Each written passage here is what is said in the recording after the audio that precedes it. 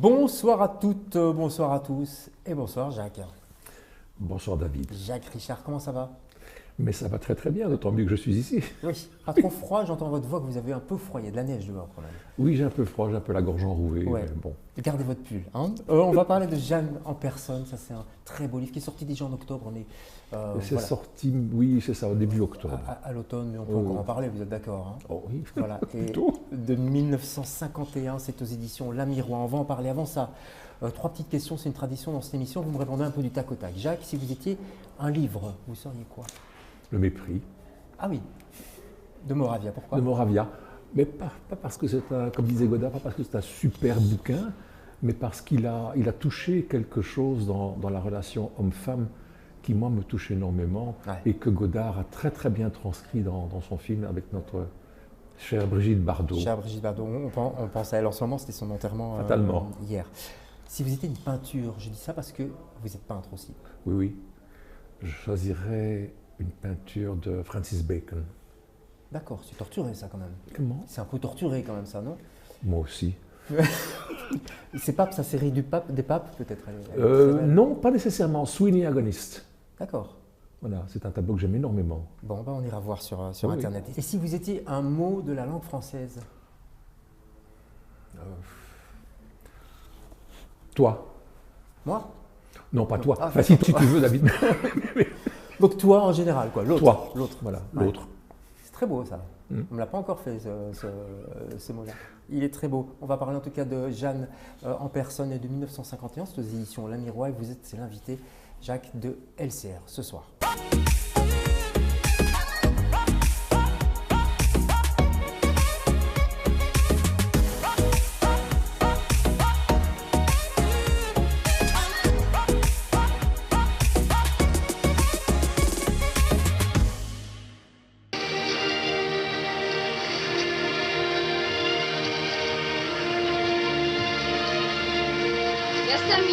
Je savais que j'avais embrassé ce type-là, t'étais prêt à changer d'avis quand même. Si j'ai refusé ce travail, c'est pour toi.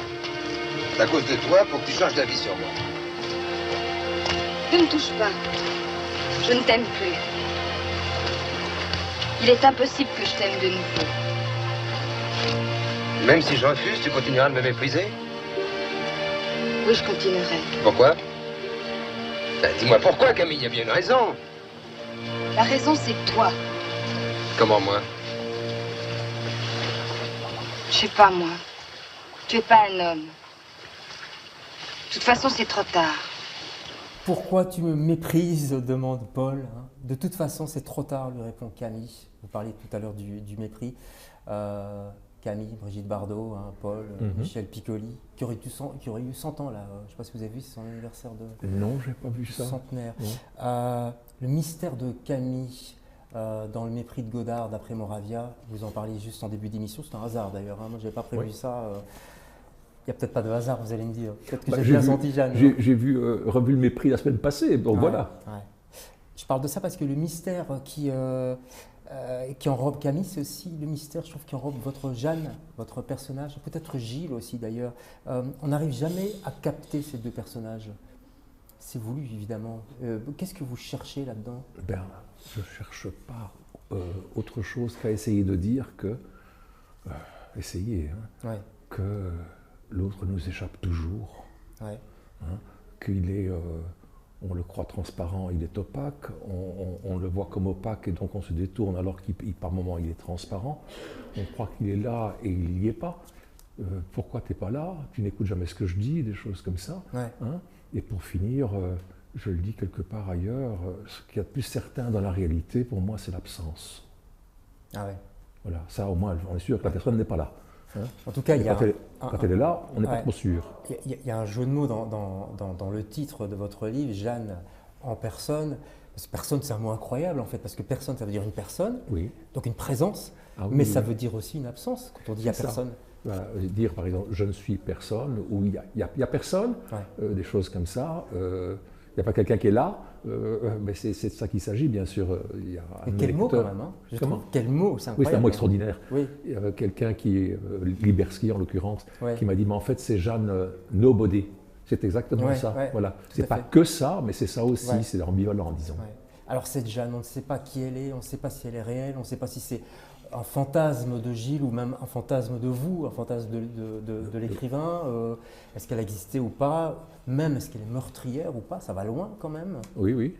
Oui, et éventuellement cannibale, tant qu'on y est. Oui, oui. Parce que j'en parle d'une façon assez appuyée, même sur un plan un peu drôlatique, disons. Mais, elle est libre en tout cas, on a l'impression. Oui, c'est une femme qui est, mais oui, qui est libre, mais qui est en même temps, mais il y a un paradoxe que j'ai mis en évidence de façon très, très aiguë, c'est qu'il y a une séquence, dans les 6 séquences du bouquin, où elle est enchaînée.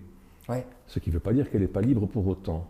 Et que ce n'est pas Gilles qui n'est pas enchaîné à elle plutôt que l'inverse. Hein. Donc, à travers la petite métaphore de la chaîne, là, il y a tout le jeu de la relation entre deux individus, et qui plus est, dans la relation conjugale, bien sûr. Hein. Chaîne qu'on retrouve d'ailleurs sur la couverture du livre. Oui, c'est ça, c'est un coup de Lamirois, donc d'Éric Lamirois, l'éditeur. Ouais. On cherchait une couverture, puis il m'a balancé ça sur ma messagerie. J'ai dit, oui, c'est ça, il faut ça. En tout cas, coup de chapeau à votre éditeur, parce que c'est une lecture qui ne fait pas peur, mais qui donne le vertige. On est ici au bord du boulevard Reyers, tout en hauteur. Je sais que vous avez un peu le vertige, mais c'est un vertige presque existentiel, je dirais, parce qu'on ne sait pas finalement de Gilles ou de Jeanne qui est le bourreau, qui n'est pas le bourreau, enfin, on passer de l'un à l'autre. Dans une relation, je crois que c'est même pas les deux alternativement, mais simultanément, qui sont à la fois...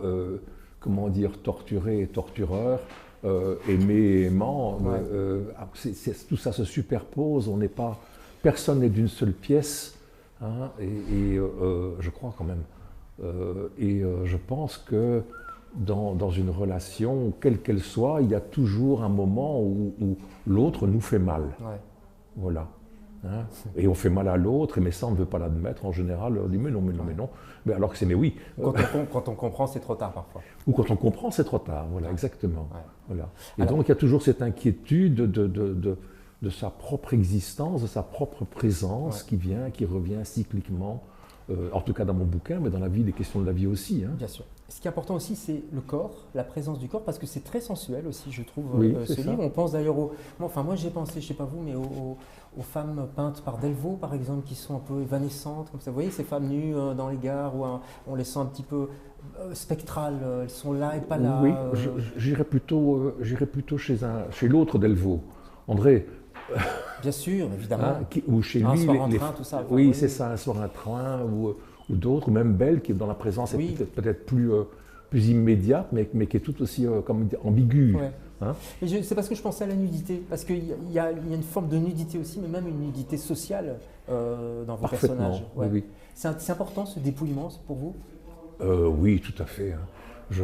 Pour parler une seconde de nos prédécesseurs, bon, tout le monde connaît la phrase de Simenon qui cherchait l'homme qui cherchait l'homme nu. Mais il n'y a pas que lui. Une des personnes qui a lu mon bouquin me disait quand on lit ce livre-là, on se rend compte à quel point la nudité est une construction sociale. Hein, et pas qu'une construction sociale, c'est une construction tout court. C'est pour ça que dans la dernière partie, qui est quand même pas la plus facile à lire et qui est relativement dure, c'est dur, hein, oui, il est question de dénuder, comme on dénude un texte, jusqu'à l'os. Hein. Et donc on revient à l'idée première du bouquin qui était de mettre en scène le cannibalisme et les cannibales que nous sommes. Ouais. C'est marrant parce que ça part, enfin c'est marrant, façon de parler, hein. ça part un peu en douceur et puis ça termine effectivement. Enfin, la dernière, c'est plus dur. La dernière image. Oui. J'ai utilisé le terme d'image parce que j'ai l'impression d'avoir fait 6 images. Mais oui, ça part. Elle parle de son voisin et progressivement du fait que les hommes lui manquent et puis elle fait le lien avec le dernier qu'elle a rencontré, etc. Ouais. Voilà. On peut dire 6 images parce que vous êtes peintre aussi, donc je crois que l'image est importante pour vous. Et moi, je revois un peu vos peintures en lisant ce livre. Je ne sais pas si j'ai peut-être tort, hein, mais non, pas du tout. Le lecteur fait ce qu'il veut, non?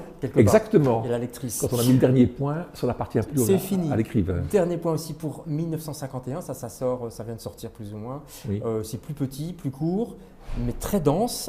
C'est une idée de l'éditeur, c'est-à-dire il demande à des écrivains d'écrire sur leur année de naissance, c'est bien ça? Oui, c'est ça.